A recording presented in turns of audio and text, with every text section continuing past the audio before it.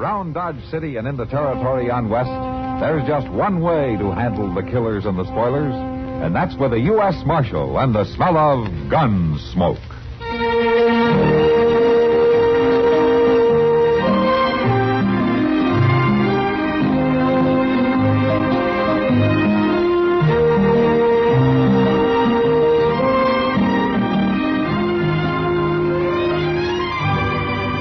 Gunsmoke, starring William Conrad, the story of the violence that moved west with young America, and the story of a man who moved with it.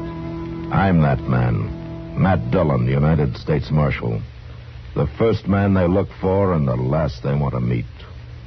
It's a chancy job, and it makes a man watchful and a little lonely.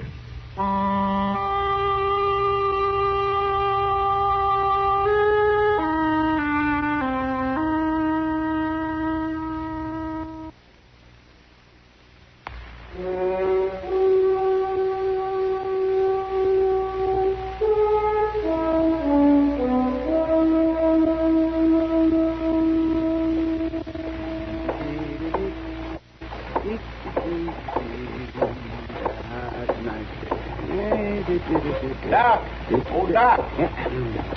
Huh? Oh, hello, McCluney. Can you spare a minute, Doc? Well, Oh, Nellie, now. Now, you stand right there. McCluney, if you've got another one of those ore samples you want me to test for you, I'll tell you right now I haven't... It wouldn't take you no time at all, Doc. And I got some real high-grade pennants this time. Oh, well, then take it up the street to the assay office. Oh, no, I don't trust them. Not on wet assays. Oh, no, and besides, they'll charge you. Is that it? Well, you... McCluney, I'm running a doctor's office, not a metallurgical laboratory. Oh, shucks, you've got the scales there and acid and everything. But I haven't got the time, and the answer is no. Against the law for a doctor to refuse medical help when it's asked of him. Oh, hello there, Matt, Marshal. it's got nothing to do with medical help. McCluney here wants me to test another one of those sacks of pyrites he drags in out of the hills. It ain't pyrite. It's gold. I've run a half a dozen of them, boy, in the last 3 years, and every one of them was pyrites. Well, you might have used some bad acid or something. Oh, bad acid. Why don't you take the stuff over to the assay office? It's because they'll charge him for it, that's why. And he figures I'll do it for nothing. Well, I'd pay him for it, Marshal, if I had any money. When did you ever have any money, you mangy old fool? Mamie. Marshal, Doug. Well, how do you you finally come sneaking in out of the Rockies, did you? Why don't you go to Denver instead of coming clear back here all the time? No, Mamie, I like it here. Marshal, you know what this scrawny old goat done to me? Old McCluney here. Yeah, it just slipped my mind at the time. Go help me, kid. Last time he was in town, better than 6 months ago, I washed up all his dirty duds for him. Done him up nice and clean, and then, by golly, he took off for Colorado in the middle of the night and didn't pay me his fence. Well, I just forgot all. But I got me a job now, loading hides over at the railroad. I'll pay you at the end of the week. Honest, I will. And I suppose you got every stitch you own dirty again now, and you probably think I'm going to wash them for you. Well, it's mighty kind of you to offer, Mamie. Oh, for the love of... All right. Where are they? I got a bundle right there on my horse. You got any shirts that need washing this week, Marshal? Yeah, as a matter of fact, I do, Miss Duggs. If you stop over to the jail, Chester will give them to you. Here you are. And I sure am obliged to you, Mamie. I'll say you are. For 2 washings now, and you ain't getting this one back till you pay me for both of them. Oh, I'll pay you. Now, don't you worry, Mamie. In money. Money, too. That fool's gold you keep lugging back from Colorado Territory. Why, it's real gold, Mamie. I keep telling you that. Oh, sure you do. Well, I'll pick up your things, Marshal. Get 'em back to you tomorrow. Thanks, Miss Duggs. Oh, Doc, let me leave one of these sample packs with you, just in case you find some time. I won't find time. Well, I'm much obliged to you, Doc. Wait a minute. Come back here. Go on, Marshal. Wait So a long, minute. McCluney. Come on, boy. Confounded lunatic. I don't know, Doc. He's pretty good at getting people to do things for him. Oh, he's loony, man. This here's nothing but fool's gold. And he's got that shack of his down the river bottom stacked full of it. Well, as long as you're sure of that, why don't you bother testing it? And you said I was going to test it? I did. Oh, Matt, you're out of your mind. I wouldn't waste 5 minutes on this. Yeah? You want to bet?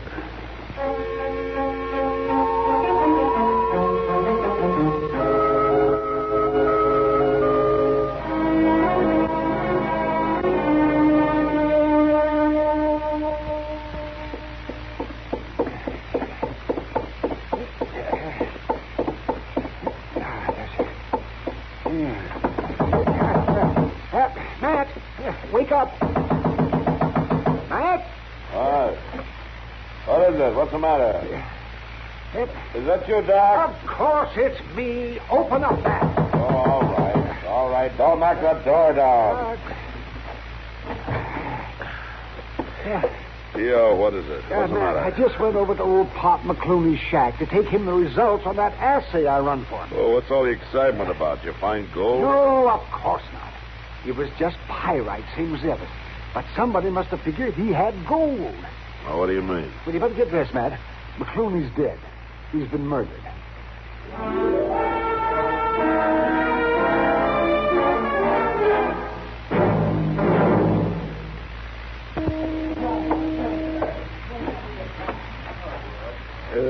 Miss Kitty? Huh? Oh, hello, Chester. Miss Kitty, you ain't saw Mr. Dillon, have you? Oh, no. I guess he's pretty busy trying to find who killed old Pop McCluney. Well, yes, he's doing that all right. We both been. But he was supposed to meet me here around about now. Oh, well, he'll be showing up. Sit down and wait for him. I'll just do that. Sweet spirit, my feet is plain killing me. Chester, Matt have any idea who killed McCluney? Well, not yet, he ain't. He took Indian Joe out there this afternoon to look at some horse tracks he found around the shack. Horse tracks? Well, somebody rode all around the place, sizing it up, I guess. If the horse is still in town, Indian Joe can probably find it just from studying the tracks. Oh. Say, if you don't mind, Miss Kitty, Yeah? I think I'll just ease these boots off a minute. Oh, sure. Go right ahead.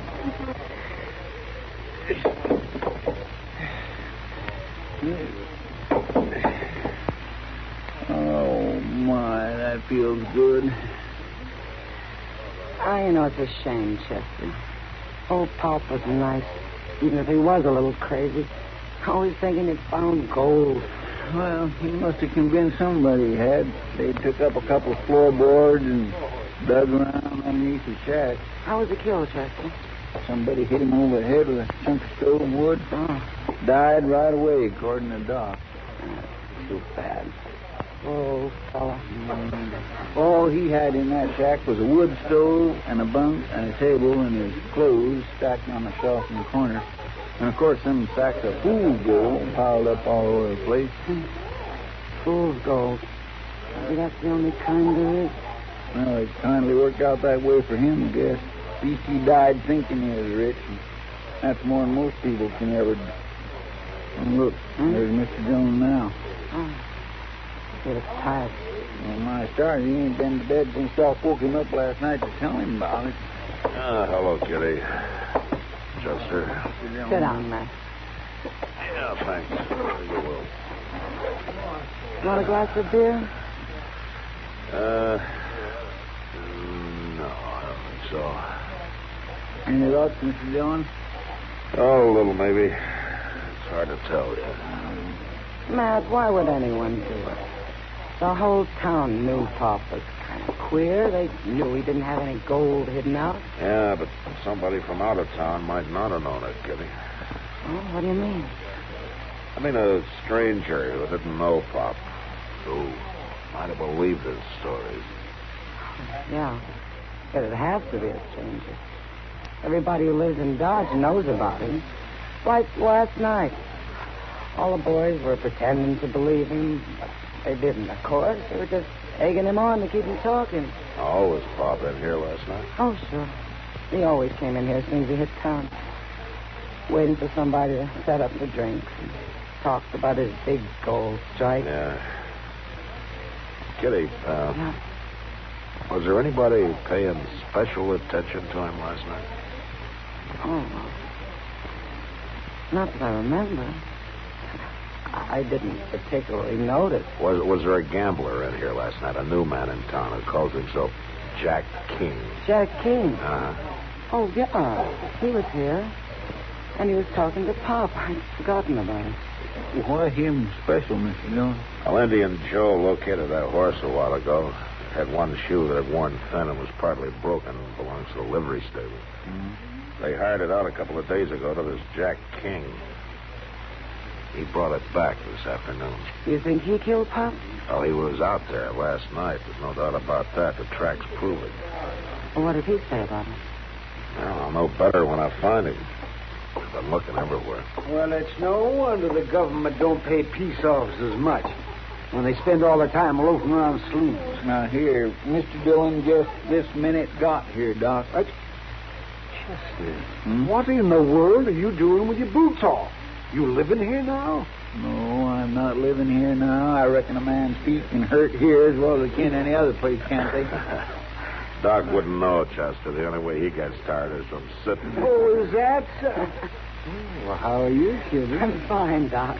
Say, Matt, here's a letter that came for Pop McCluney. No? Just a hightower of the people who didn't know what to do with it. Here, let me have it. I'll take care of it. I suppose you've got the killer under lock and key. Well, I will have as soon as I locate him, Doc. Oh, you mean you know who he is? Well, I'm betting on a fellow named Jack King. That gambler? Uh-huh. And you better get moving, Matt. Oh, why? Because I just saw him over at the depot, buying the ticket on the Santa Fe to St. Louis.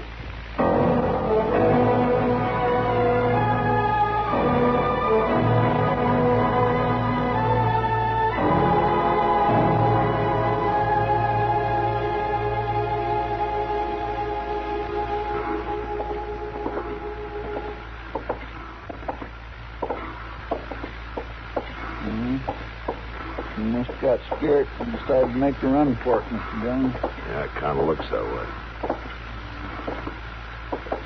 I sure don't see no sign of him there on the platform. Well, he might be on the train. Mr. Hightower said that he was still here a few minutes ago. He couldn't. Wait a minute. What is it, Mr. Dillon? What's the matter? Over there. The baggage truck here. Back's turned. I guess he hasn't saw us. Oh, he's seen us, all right.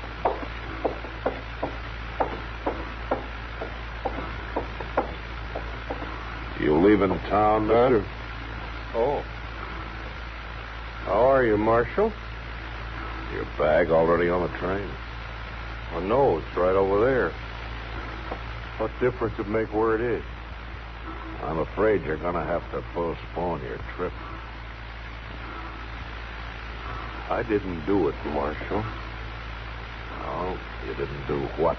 I know why you come looking for me, but you're wrong, Marshal, because I didn't do it. You'll have a chance to prove it. Now, I went out there last night. Yes, I did, but he was already dead. Is that so?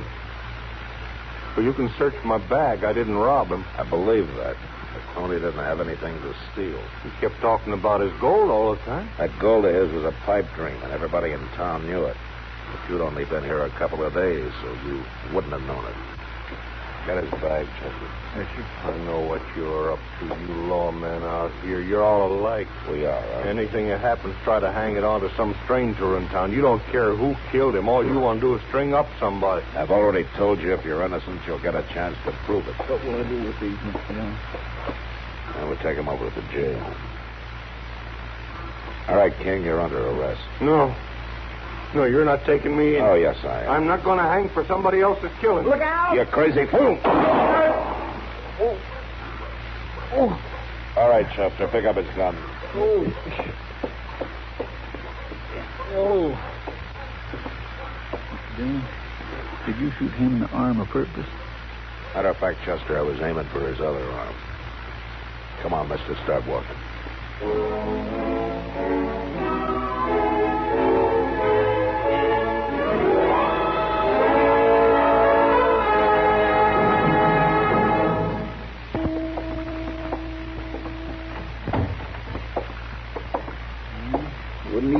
breakfast, Mr. Dillon. Well, that's his privilege.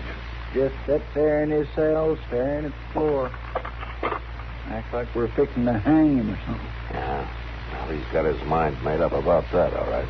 I told him he was all wrong. We don't go around hanging people here without a trial. Not usually, no. Guess by now he's mighty sorry he went and killed old man McCluney.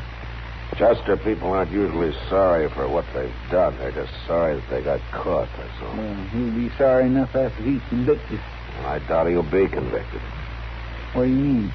We just haven't got much of a case against him when you come right down to it. By jing, I sure would hate to see him go free. Crazy or not, old Pop McCluney was a real nice old fellow. Yes, he was.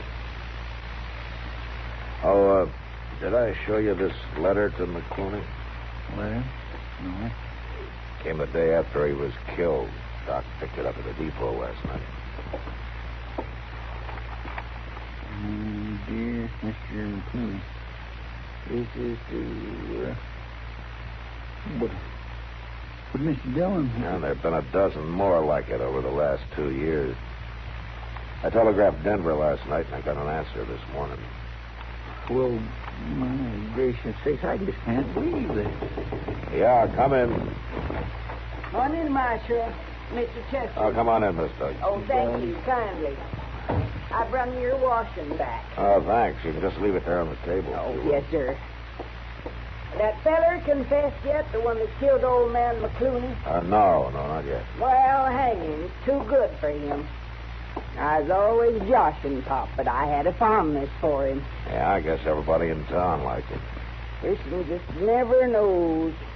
Why, who'd ever thought that afternoon I run into all of you there in the street would be the last time I'd ever see him alive? That was the day before he was killed. You, took some clothes of his to wash, as I recall. He'd always come back out of Colorado with every stitch he owned needing washing. That's funny. You wouldn't expect him to live like that, a man as rich as he was. Rich? Him? A letter came for him yesterday from an assay office in Denver. It's a report on a sample of concentrates that Pop sent him. It shows 60% free gold. 60. And that's only the last of a dozen samples Pop sent in the last few years, all of them just as rich. He was smart, Miss Duggs. That act with the fool's gold was just a blind so that nobody tried to rob him. Well, I guess he outsmarted himself in the end. And so did you, Miss Duggs. Me? What did you do with it? You might as well tell me. We're going to search your cabin and we'll find it. I don't know what you're talking about. I'd have probably guessed sooner if I'd known he was rich, but I was looking for a stranger in town. You just said you hadn't seen him since that afternoon on the street. But I saw his clean laundry stacked on a shelf in the corner of his shack. Well, I guess it was the sight of all that gold that done it. I walked in on him that night and caught him counting it. I've worked hard, Marshal, my whole life, and it just didn't seem fair. Dirty old codger like him having all that gold hid out. So you killed him and took it. Forgetting to take that laundry back with me. That's where I made my mistake. You really believe that was your only mistake? Well, of course. If you hadn't have seen that laundry, you never would guess. That wasn't exactly what I meant. What else did I do wrong, Marshal? You killed a man. But I guess that doesn't mean much to you.